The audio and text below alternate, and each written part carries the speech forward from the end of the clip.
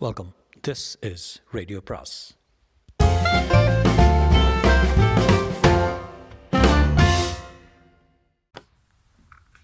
அனைவருக்கும் அன்பு வணக்கம். ராக்கி ரங்கராஜனின் படகு வீடு அத்தியாயம் 49.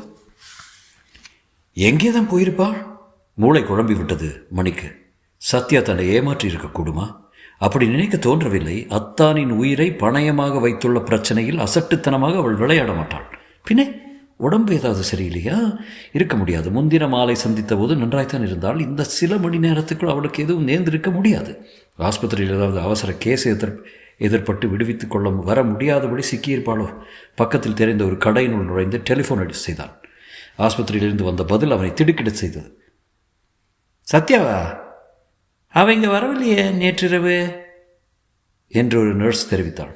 திகைத்தான் மணி. அவள் ஆஸ்பத்திரிக்கு போய் கொண்டிருந்த போது தானே வழிமறித்து காரில் ஏறிக்கொண்டு பேசினான். அதற்கு பிறகு மறுபடியும் வீட்டுக்கு திரும்பி விட்டாளா என்ன? மறுபடியும் டெலிஃபோனை எடுத்து சாரங்கபாணியின் வீட்டுக்கு சுழற்றினான். சத்யா இன்னும் ஆஸ்பத்திரியிலிருந்து திரும்பல என்று கடுகடுப்பான குரலில் சாரங்கபாணியை பதில் கொடுத்தார். நிச்சயமாக தான் ஏமாந்து விட்டோம் என்ற எண்ணம் ஏற்பட்டதும் ஆத்திரத்தினால் அவன் கழுத்து நரம்புகள் புடைத்தன. முகம் ஜிவஜிவென்று சிவப்பாயிற்று. கண்கள் தீ கக்கலாயின. ரொட்டி கடைக்காரரின் மேஜை மீது ஒரு ₹1/2 காசை விட்டறிந்து விட்டு படியிறங்குகையில், குட் மார்னிங் சார் என்ற சிறுவன் ஒருவனின் குரல் அவனை நிறுத்தியது. அந்த வட்ட முகம், சின்ன கண்கள், அரை டிராயர், எங்கோ பார்த்த மாதிரி இருந்தது அந்த சிறுவனை. ஆனால் நினைவு வரவில்லை. நினைவை வருத்தி கொள்ளும் அளவுக்கு பொறுமையும் இல்லை. தொல்ல பால என்று அந்த சிறுவனை முரட்டுத்தனமாக வழியிலிருந்து விலக்கினான் மணி. என்னங்க சார், இந்த அப்துல்லை மறந்துட்டீங்களே என்றான் அவன். பிஸ்கட் வாங்கி தருவீங்களாக்குன்னு நினச்சி வந்தேன். சத்யாவுக்கு எத்தனை வாட்டி வாங்கி தந்திருக்காங்க. என் சாமி கூட சாக்லேட் வாங்கி தந்திருக்காங்க. நீங்கள் தான். கண்ணை கசக்கி கொண்டே சிறுவன் போய்விட்டான். உலகத்தை சுட்டு பொசுக்கி விட வேண்டும் போன்ற வெறுப்புடன் பேண்டின் இரு பைகளிலும் இரு கைகளை நுழைத்து கொண்டு தெருவோடு நடக்கலானான் மணி. ஆஸ்பத்திரியில் கேட்டால் வீடு, வீட்டில் விசாரித்தால் ஆஸ்பத்திரி. நாடகம்தான் ஆடுகிறார்கள். அடுத்து என்ன செய்வது என்று வழி தெரியாமல் சட்டென அவன் நடை நின்றது. தூரத்தில் தெருவின் திருப்பத்தில் மறைந்து கொண்டிருந்த சிறுவனின் உருவம் மீண்டும் அவன் கண்ணில் பட்டது. அவன் யார் என்று நினைவு வந்துவிட்டது. சாரங்கபாணியின் பங்களாவில் தண்டச்சோறு தின்ற பிச்சைக்கார பட்டாளங்களில் ஒன்று. சின்னச்சாமியாரின் செல்ல ஸ்வீகாரம், சத்யாவின் அபிமான தம்பி. சட்டென வேறொரு நினைவு மணியை தாக்கியது. சத்யா சாமி என்று அந்த பையன் சற்று முன் சொன்னது காதில் ஒலித்தது. ஏன் அப்படி இருக்காது? சத்யா ராதானந்தரிடமே போயிருந்தால்? மணி என்னை மிரட்டுகிறான் என்று அந்த பண்டாரத்தின் காலிலே சத்யா விழுந்திருந்தால்? பண்டாரம் எதற்கும் துணிந்தவன். நான் உன்னை காப்பாற்றுகிறேன் என்று அபயம் கொடுத்திருப்பான். அதற்கப்புறம் பவானி மடத்தை நோக்கி அவன் கால்கள் விரைந்தன. ராதானந்தரையும் காணோம், சத்யாவையும் காணோம். பொறுப்பாக பதில் சொல்லுவவர்கள் இருக்கிறார்களா என்றால் அதுவும் இல்லை. கிட்டத்தட்ட நடுப்பகல் வேலையாதால் பிரார்த்தனைக்கோ மனச்சாந்திக்கோ வருகிறவர்களும் அதிகம் கண்ணில் படவில்லை. தோட்டத்தில் ஒரு செடியின் நிழலில் மண்ணை தோண்டி கொண்டிருந்த அப்துல், பெரியசாமி எங்கேயோ தெரியாதுங்க, சின்னசாமி மட்டும்தான் ரூமில் இருக்குது என்று தயங்கி சொன்னான். இந்த சாதாரண தகவலை சொல்வதில் இத்தனை தயக்கம் ஏன், மர்மம் எதற்காக என்று புரியாமல் சின்னச்சாமியாரின் அறையை நாடினான் மணி. சத்யாவை தேடி வந்த இடத்தில் ராதானந்தரையும் காணவில்லை என்பதை உணர இனம் தெரியாத திகில் ஒன்று முளைத்து கோபமாக உருவெடுக்க தொடங்கியது. கோபம் காரணமாக சின்னச்சாமியாரின் அறைக்குள் அவன் பிரவேசித்த போது குரல் நிதானத்தை இழந்திருந்தது. எங்கே அந்த சீனியர் ஆண்டி என்று குத்தலாக கேட்டான் சின்னச்சாமியாரிடம். மேஜைக்குள் எதையோ தேடிக்கொண்டே, இங்கே தான் எங்கேயோ போனாரே, குளிக்கவா என்னவா என்றார் சின்னச்சாமியார். நிமிர்ந்து பார்த்து தான் பேசுங்களா என்று அதட்டினான் மணி. மன்னிக்கணும் என்று சொல்லிவிட்டு அங்கிருந்து நழுவினார் சின்னச்சாமியார். ஒன்றுமில்லை, மயிலாப்பூர் ஆயுர்வேத ஆஸ்பத்திரியே மடத்திலேயே நடத்துவதாக இருக்கிறோம். அதான் அதுக்காக ஊருக்கதை கேட்கல. நான் பெரிய சுவாமியார் எங்கே என்று தான் கேட்டேன். அதான் சொன்னேனே, கொஞ்சம் அவசர வேலை, அந்த ஆஸ்பத்திரி விஷயமா இன்விடேஷன் அச்சடிக்க கொடுக்கணும். இங்கே இருங்க, அரை மணி நேரத்தில் திரும்பி வந்துடுறேன் என்று கெஞ்சி விட்டு சின்னச்சாமியார் போய்விட்டார். ராதானந்தரை பற்றி எதுவுமே சொல்லாமல் அவர் மழுப்பி விட்டது மணியின் ஆத்திரத்தை கிளப்பியது. கூண்டில அடைபட்ட புலி போல குறுக்கும் நெடுக்குமாய் அறைக்குள் நடை போட்ட போது தற்செயலாக மேஜை மீது அவன் பார்வை சென்றது. அழைப்பிதழ், ஆயுர்வேத ஆஸ்பத்திரி திறப்பு விழா அழைப்பிதழ். ரத்தம் கொதித்தது மணிக்கு. என்ன மோசடிக்காரர்கள்! இனிமேல் அச்சடிக்க தர வேண்டும் என்று சொல்லிவிட்டு இந்த ஆள் போகிறார் வெளியே. ஆனால் ஏற்கனவே அச்சடித்து தயாராகி இருக்கிறது அழைப்பு. ஆத்திரம் வெறியை தூண்ட வெளியே வந்து பார்த்த மணிக்கு மறுபடியும் அந்த சிறுவன் தான் கண்ணில் பட்டான். 2:08 அவனை அடைந்து கிராப்பை பிடித்து எழுப்பி, பெரியசாமி இறங்க போனார், சத்யா இங்கே வந்தாளா, எப்போது என்று சரமாரியாக கேள்விகளை கொட்டினான் அந்த சிறுவன் மீது. அப்துல்லின் முகம் வெளுத்தது பயத்தினால். அக்காவா, நான் பார்க்கலையே என்று குளறியதோடு மணியின் கையில் இருந்த தன் தலைமயிரை விடுவித்துக் கொள்ளவும் திமிரினான். மணி பளீர் என்று அரைந்து விட்டான் சிறுவனின் கன்னத்தில். சொல்லுடா நெசத்த, எங்கே எல்லாரும்? அப்துல்லின் பதில் விம்மலாகத்தான் வெளிப்பட்டது. ராத்திரி அக்கா வந்திருந்தது என்றான். எங்கே அவங்க? சிறுவன் தலையை விட்டு விட்டு கையை முறுக்கினான் மணி. வலிக்குதுங்க வலிக்குதுங்க வீறிட்டு கொண்டே. விடிகாலில் 2 பேரும் பெரியசாமையும் அக்காவுமா புறப்பட்டு போனாங்க. 2 பேரும் கல்யாணம் கட்டிக்க போகிறாங்களாம். கல்யாணம்? நரம்பு முறுக்கேற. அப்புறம் என்று மணி உருமினான். வேற ஒன்றும் தெரியாதுங்க. பளிரண்டு 2வது கன்னத்தில் 2வது அறை பாய்ந்தது. ஹோ என்று அழ ஆரம்பித்து விட்டான் அப்துல். அவர் பெரிய சாமியார் மட்டும் ராத்திரி வந்து பணமெல்லாம் எடுத்துகிட்டு போகிறாராம். சின்ன சாமியார்னு சொல்லிட்டு இருந்தார் ரகசியமா. கொன்று விடுவேன் கொன்று. பெரிய சாமியார் சத்யாவும் இப்போ எங்கே ஒழிஞ்சிட்டு இருக்காங்க என்று சிறுவனின் கையை மேலும் முறுக்கினான் மணி. என்ன செய்தும் தகவல் கிடைக்கவில்லை. நானே பார்த்துக்கிறேன் என்று உரிமை விட்டு போய்விட்டான். கிழக்கே 2 ஃபர்லாங் நடந்தான். வானொலி நிலைய கட்டிடத்துக்கு எதிரிலிருந்து மணற்பகுதியில் உட்கார்ந்து கொண்டான். எல்லாம் முடிந்து விட்டது, ஒன்றை தவிர. மணமகன் ராதானந்த சுவாமிகள் தூக்கு மேடையில் ஏற வேண்டியதுதான் பாக்கி. ஏற்றி வைக்க வேண்டிய கடமை ஒன்றுதான் நமக்கு பாக்கி.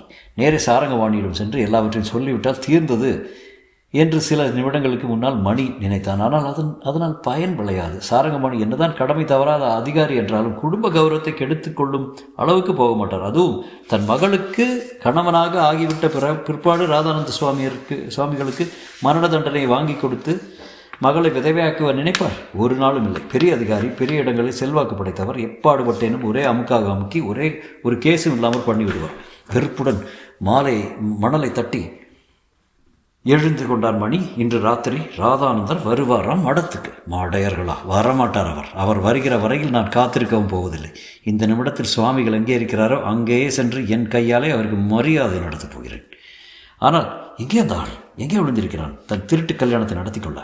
ராதானந்தர் அண்டை அயலாருக்கு செல்வதென்றால் டவுனில் உள்ள ஒரு சேட்டின் காரை வாங்கி செல்வதுண்டு என்று நினைவு வந்தது. மீண்டும் தன்னம்பிக்கை பெற்றவனாக நிமிர்ந்து நடந்தான் மணி. சவுகார்பேட்டையில் இரவு நேர கோலாகாலங்கள் கொட்டி முழங்கி கொண்டிருந்தன. அவன் சேட்ஜியின் வீட்டை அடைந்தபோது அவருடைய கார் வாசல்லையே நிற்கிறதே. ராதானந்தர் இதில் போகவில்லையா? அப்படியானால் எதிரில் இருந்த லாலா கடையிலிருந்து அப்போதுதான் டிரைவரும் வெளிப்பட்டான். ஏப்பா, பவானிபுரம் சுவாமிஜிக்கு இந்த வண்டி தானே போகிறது வழக்கம் என்று மணி கேட்டான் மரியாதையுடன். டிரைவர் வணக்கத்துடன் கும்பிட்டு ஆமாம் ஜாமி என்றான். அவன் நெற்றியில் சந்தனம் போட்டு பளபளத்தது. சுவாமிஜியை பற்றி பேச்சு எடுத்தாலே பயபக்தியுடன் பதில் சொல்கிறவன் போலும். சுவாமிஜி எங்கேயோ வெளியூர் போயிருக்காரமே, வந்துட்டாரா என்று கேட்டான் மணி. தெரியாதுங்க, கேட்டு அனுப்பிச்சாருங்க. வண்டி வேணும்னு நரசிம்மலுக்கு போயிட்டு போகணுன்னு சொன்னார். இதுதான் 20 நாளாக இன்ஜின் ரிப்பேர் ஆகி கிடக்குதுங்களே, எங்கே போகிறது? வேறு ஏற்பாடு பண்ணிக்கிட்டார் போல இருக்குது. எங்கள் சேஜி கூட ரொம்ப வருத்தம், சாமிக்கு உதவ முடியலன்னு. மணி வேறு யோசனை இருந்தார். நரசிம்மலுக்கு போயிட்டா? எங்கே இருக்கிறது அது? சுத்த குக்கிராமுங்க, 800 தாண்டியே 5 மைல். கார் கூட முழுக்க போக முடியாதுங்க, நிறுத்திக்கிட்டு படகுல போகணுமா. நம்ம சாமி ஒருத்தர் தான் அங்கெல்லாம் கூட போய் ஜனங்களுக்கு நல்லது செய்கிறாரு. ஆமாம், அந்த மாதிரி ஆள் இல்லாத குக்கிராமம் தானே வேண்டும் அவருடைய திருட்டு கல்யாணத்துக்கு என்று நினைத்து கொண்டு திரும்பினான் மணி. சாரங்கமாணி இன்னும் எரிச்சலே இருந்தார். குளிர்ந்த நீர் அவர் மீது கொட்டி கொண்டிருந்தது. சோப்புக்காக பக்கத்து ஸ்டாண்டில் துழாவிய போது வேறு ஏதேதோ இருந்தனவை தவிர அவருக்கு பிடித்தமான சந்தன சோப்பை காணும். மனைவியின் மீது உள்ள வழக்கமான எரிச்சலுடன் கணவனின் சொந்த தேவைகளை கூட கவனிக்காமல் அப்படி என்ன வெட்டி முறிக்கிறாள் என்ற கோபம் ஏற்பட்டது.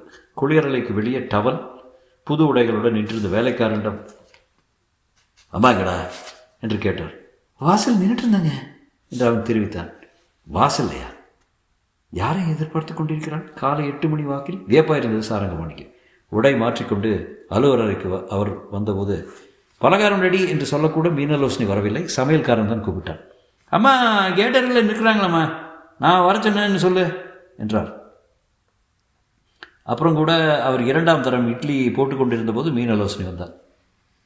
என்னத்தை கெட்டு போக்கி விட்டு தவிக்கிற என்று கேட்டார்.